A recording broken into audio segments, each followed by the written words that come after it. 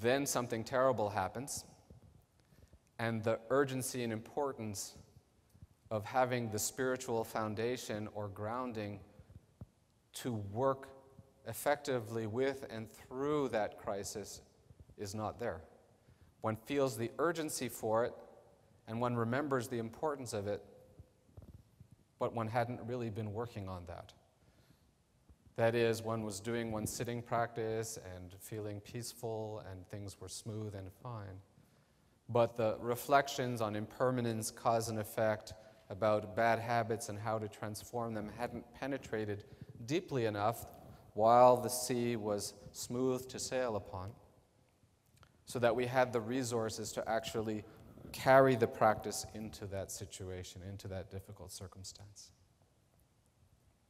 So the Dharma becoming the path means developing the stability, continuity, consistency of our intention, of our focus, so that with all the ups and downs and all the constant permutations of circumstances that we deal with, we're always remembering our own minds, remembering that awareness is there, right? And therefore more skillfully choosing how to both see and respond to what is happening, both the perception and the response. Put differently, when we are as willing to when we are willing to make as much sacrifice, as much effort, to be as persistent about our spiritual practice and development as we are or have been in our lives, persistent and sacrificial about other types of short-term gain or advantage or promotion or comfort,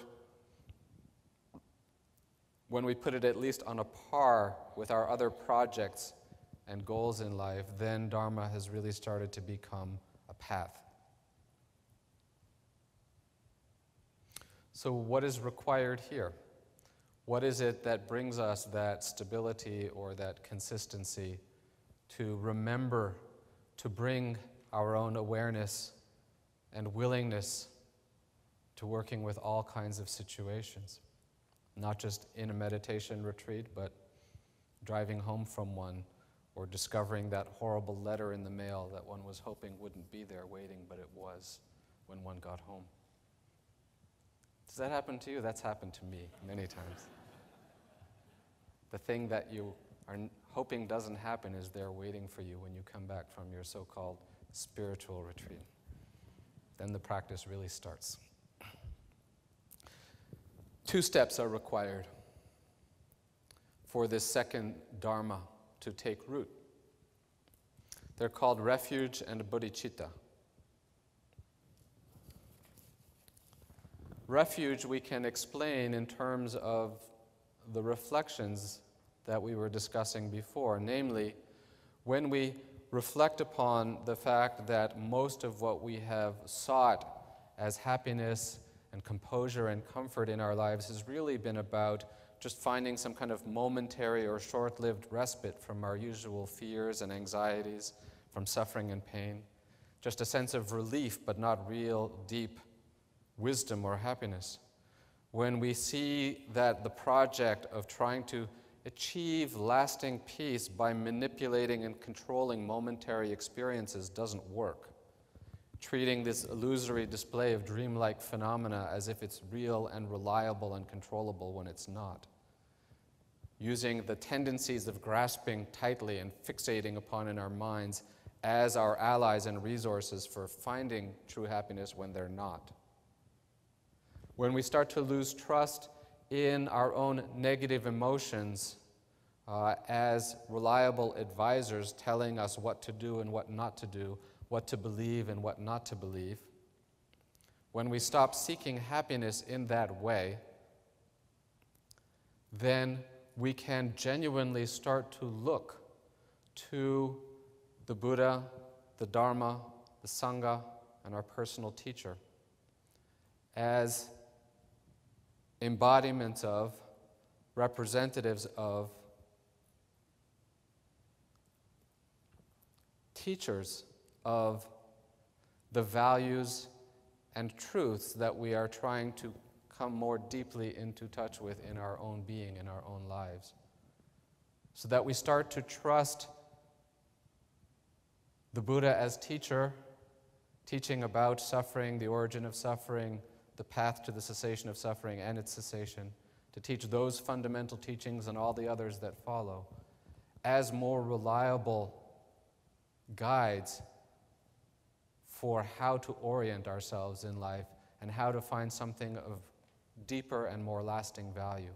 In other words, to trust the teacher and the teachings and the companions who have likewise devoted themselves to this task, to this life project, to trust them more than we trust that voice in our minds that's telling us to hate this or to like that or to object to this or all the other things that it tells us out of desire, aggression, indifference, jealousy, pride, miserliness, and so on. All those failed kinds of strategies, what I call the disturbed states of mind, disturbed as in they neither come from a composed state nor reliably bring you back to a composed state.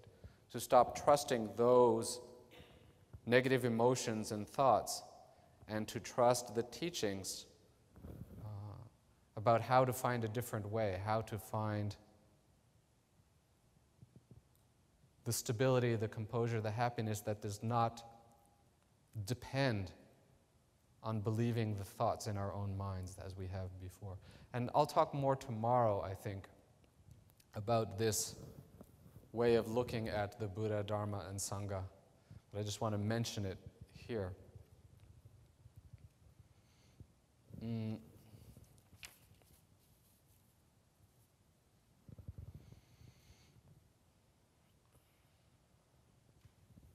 So when do we take refuge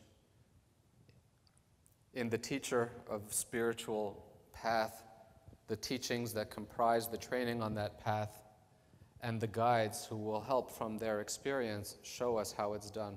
When do we do that? There's a misconception that you do something called taking refuge, and it's like a ceremony, and then you have become something called a Buddhist, and that's your identity now. And so you wear the things that a Buddhist wears, and you say the things that a Buddhist says, and that's because you've taken refuge. That's your identity, that is your religion. Actually, refuge is about, over and over again, making the choice to remember and to apply the spiritual instructions instead of falling back on trusting in and relying upon the negative tendencies within ourselves that always lead us in the wrong direction and perpetuate more suffering. So when does refuge occur?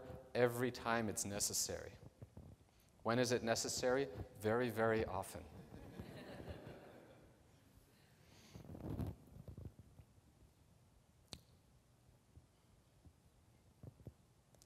Bodhicitta, the second step here, is a very natural extension of many of the things we've been talking about until now. When we think about the wrong, the mistaken, deluded, or failed strategy that the mind adopts for seeking some security and happiness in this phenomenal world, we think about how we have engaged those strategies from time without beginning, from time immemorial until now without success, and that all other thinking, feeling beings likewise can suffer under the same delusion. When we think about the cause and effect implicit in that, about how beings seek happiness and seek to avoid suffering, not knowing the true causes of happiness or causes of suffering, they get the result that is the opposite of what they seek for. Reflecting on that and on the interdependent quality of all experience, we start to appreciate very naturally how everything good that we can possibly have or achieve or experience is also not personal but interpersonal. happiness is not personal, it is interpersonal. The more we recognize our embeddedness in this matrix together, the matrix of mystery, the Jutral Drawa, the more we appreciate that not only are the well-being of others of equal, if not greater importance to our own, but it's only by or through such appreciation that we can find real peace or contentment within ourselves. Because our minds are expanding, our hearts are expanding outward and opening up to reality rather than contracting inward and grasping and holding on to what cannot be held. So our only real option for finding true happiness is to be very genuinely, deeply invested in the well-being and happiness of others for real. And when we really grasp this and accept this and strive to develop this quality of concern and care for others more and more, that's called the birth or generation of bodhicitta. One of the first signs that this is really starting to happen for us is when we start to, we all kind of live in our own minds, in our hearts, in this hierarchical world where we imagine that certain others are better off than us and certain others are worse off than us or less worthy than we are. We all do this. We think of some as better and some as worse. And when we rely on the same tired, stupid emotions, then we look towards those we regard as better with jealousy, resentment, anger, and desire for what they have, and we look at those who we feel are less worthy or less worth than us. We look at them with miserliness, indifference, and pride. When we start to generate bodhicitta, instead of looking at the universe this way, with this kind of demented hierarchy, we start to look towards those who have truly admirable qualities, like Buddhas and Bodhisattvas and great spiritual masters, with genuine appreciation, devotion, trust. We start to look towards those who are having trouble finding their way out of the network of delusion. We start to look at them, that is all of us, with more compassion, understanding, loving kindness, sympathy, tolerance. So this is how it starts to gel. This is how it starts to happen. I've already been talking for 45 minutes. I think I will leave you in suspense until tomorrow about the third and fourth dharmas, the third and fourth principles, and stop here this afternoon and invite some questions, comments, criticisms, and whatnot.